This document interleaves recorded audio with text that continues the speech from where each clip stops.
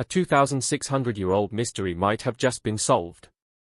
Lost in the ancient city of Jerusalem in 586 BC, the sacred Ark of the Covenant has scientists and archaeologists making their way back in history, trying to rediscover it.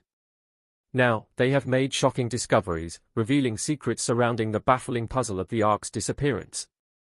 Scientists just announced that they have finally opened the Ark of the Covenant, unveiling its mysterious content. What did they find? What do these new findings signify?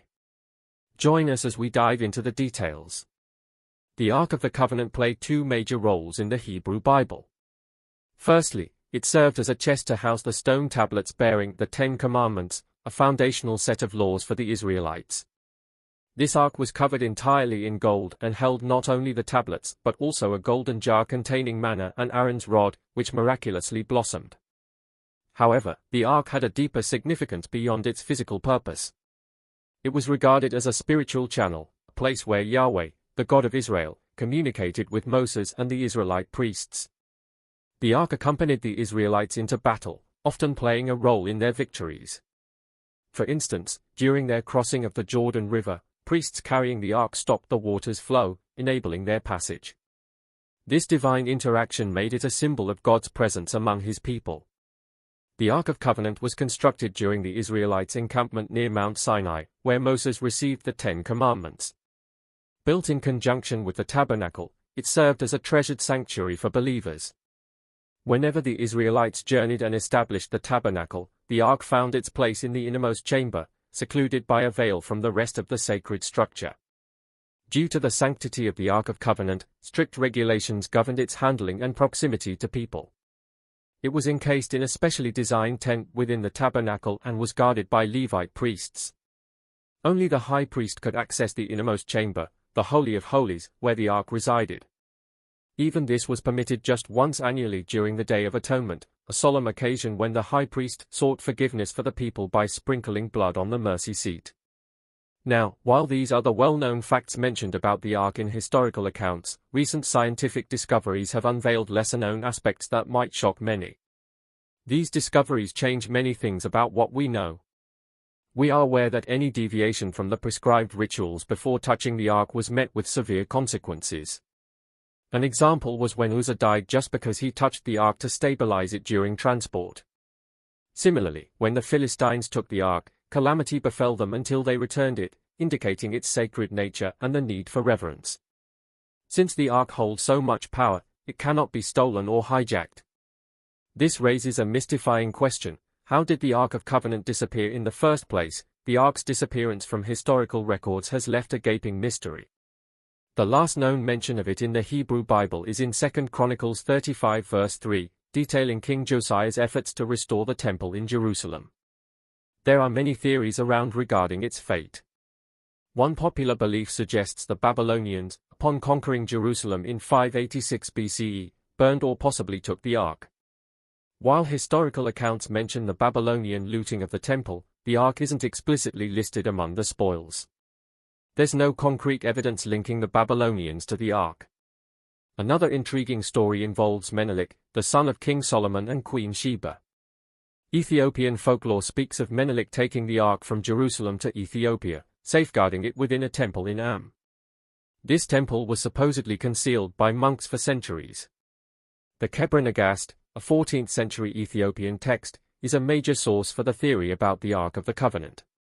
It narrates Menelik's journey to Jerusalem, where he encountered his father, King Solomon. Solomon wanted Menelik to stay and rule his kingdom, but he chose to return to Ethiopia. Guided by divine intervention, he and some allies transported the ark. Ethiopian traditions support this theory.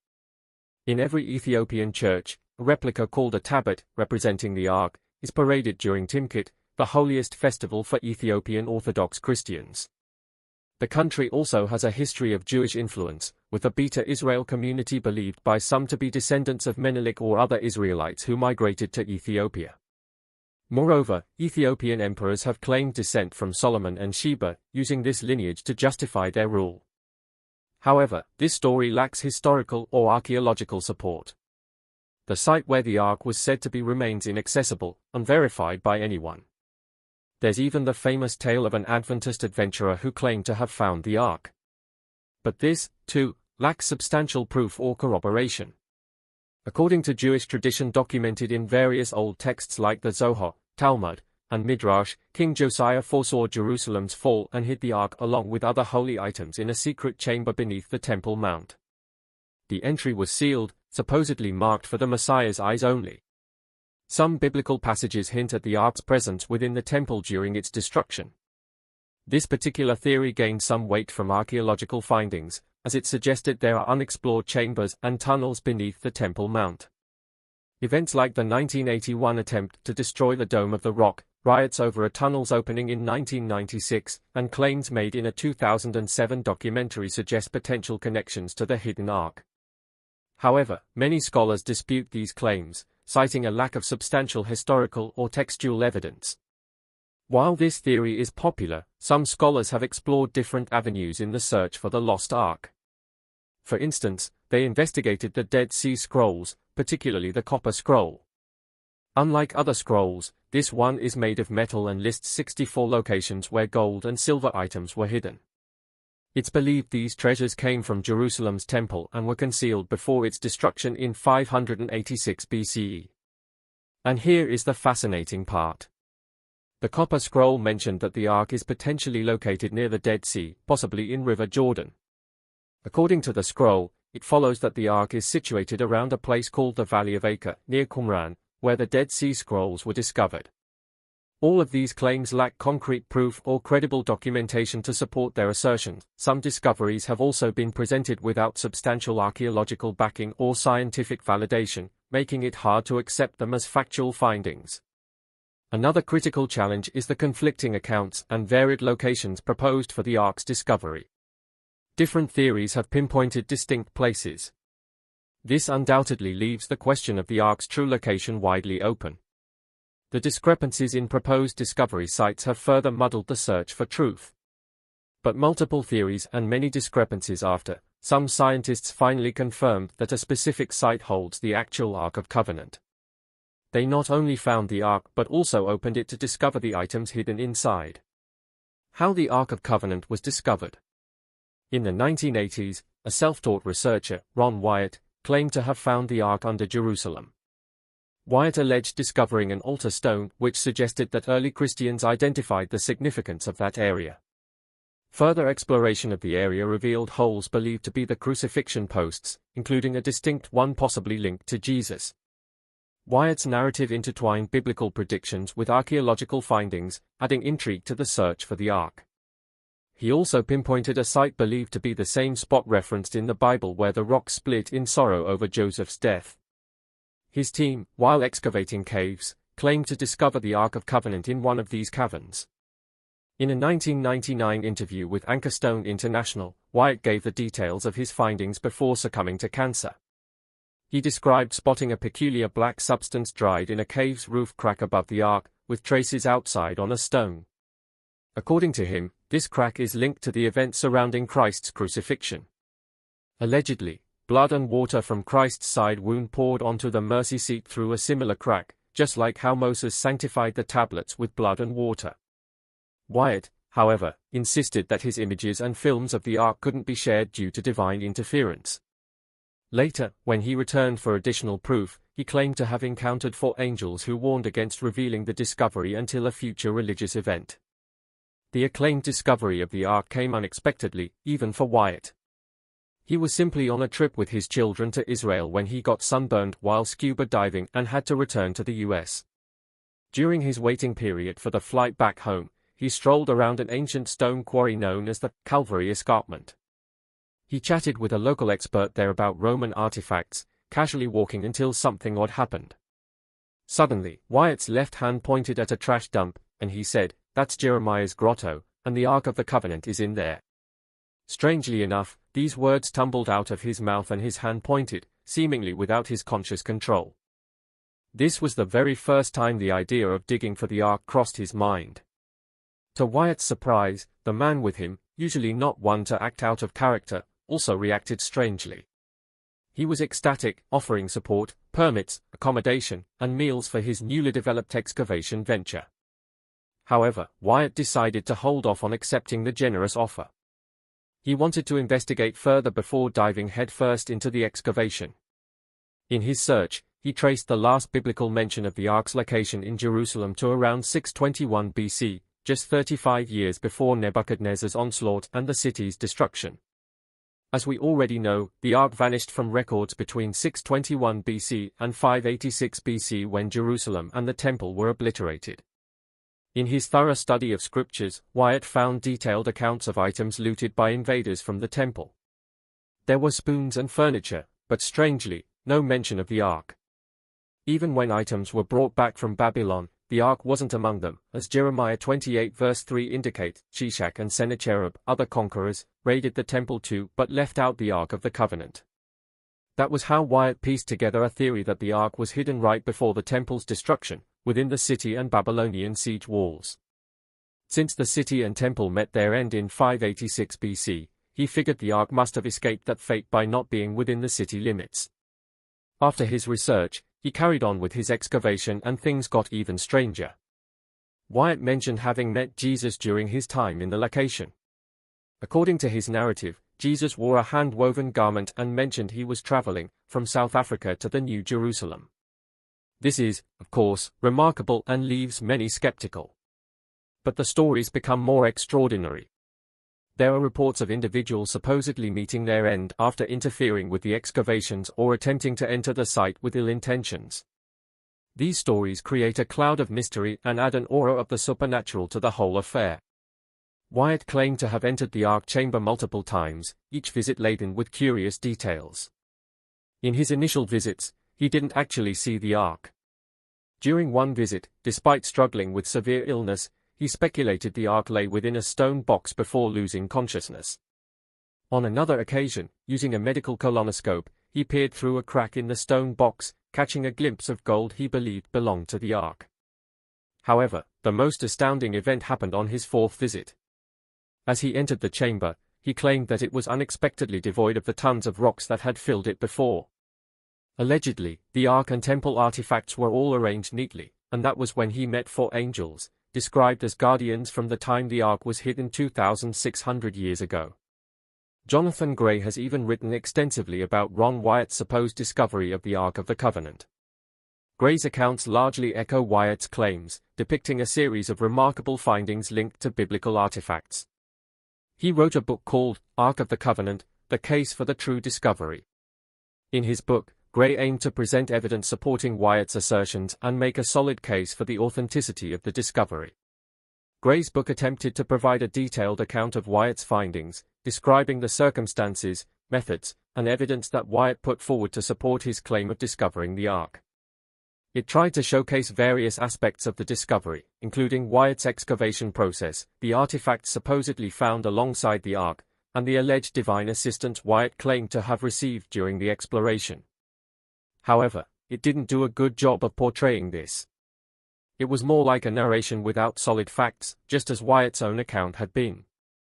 The book received mixed reviews. Some readers praised the book for its compelling narrative and the attempt to lay out evidence supporting the findings. Also, some critics questioned the credibility of the evidence presented in the book, citing a lack of empirical support and scientific scrutiny. Since Ron Wyatt is no longer alive and didn't leave a piece of solid evidence behind, many people continue to doubt his findings, and their doubt is clearly not unfounded. His excavations were filled with a lot of supernatural intervention, which could either mean that it all was a lie or explain how he saw and maybe even touched the Ark of Covenant without dire consequences. It's because of this doubt that some archaeologists are now exploring the ancient town of Kiriath Jearim. This was the spot mentioned in the Bible as the Ark's resting place for about 2 decades before its move to Jerusalem. While they haven't and probably won't find the Ark, their discoveries paint a vivid picture of ancient Israelite history and the roots of Judaism. Biblical scholars have a theory that the story of the Ark was a separate story that circulated around the 8th century BCE. This narrative was later integrated into the biblical texts found in the books of Samuel, possibly just before the Babylonian exile. The story about David transporting the Ark to Jerusalem seems to have been a later addition to this original Ark narrative. The original story might have ended with the Ark's arrival in Kiriath Jearim, according to some scholars like Roma. Roma speculates that the Ark might have lingered in Kiriath Jearim for a longer period. It was likely during Josiah's reign that the Ark was brought to Jerusalem as part of centralizing both religious and political activities. This could explain the silence about the Ark in later narratives, as Judah's fate was sealed shortly after Josiah's reign, falling to the Babylonians. This explains why some archaeologists are hoping to find more about the Ark in Kiriath Jearim. But while they are yet to make headway, let's explore the findings of Ron Wyatt, who not only claimed to find the Ark of the Covenant but also discovered its other content. How special is the Ark of Covenant? Wyatt claimed to find the Ark in a hidden chamber in Jerusalem, but he also found the table of showbread, the golden altar of incense positioned before the veil, the golden censer, a 7-branched candlestick holder with tiny golden oil lamps, a brass shekel weight, numerous oil lamps, and a brass ring seemingly used to hang a curtain or something similar, among other things. All of these items were concealed by dark-colored, dry-rotted animal skins, followed by deteriorated wooden timbers, and finally, large rocks heaped over everything. On the back of the Ark, there was a small open cubicle containing the Book of the Law, likely penned by Moses himself. The scrolls, written on animal skins, were found in impeccable condition. The Ark contained sacred objects, including Aaron's rod and a pot of manna, which were placed inside as a reminder of God's presence and provision. Diving again into these specific objects, Rabbi Mark Gelman, a writer who was also featured on the American TV program, The God Squad, once talked about the symbolism of all the objects inside the Ark. He connected the significance of the jar of manna, the tablets of the 10 Commandments, and Aaron's flowering staff to profound life lessons.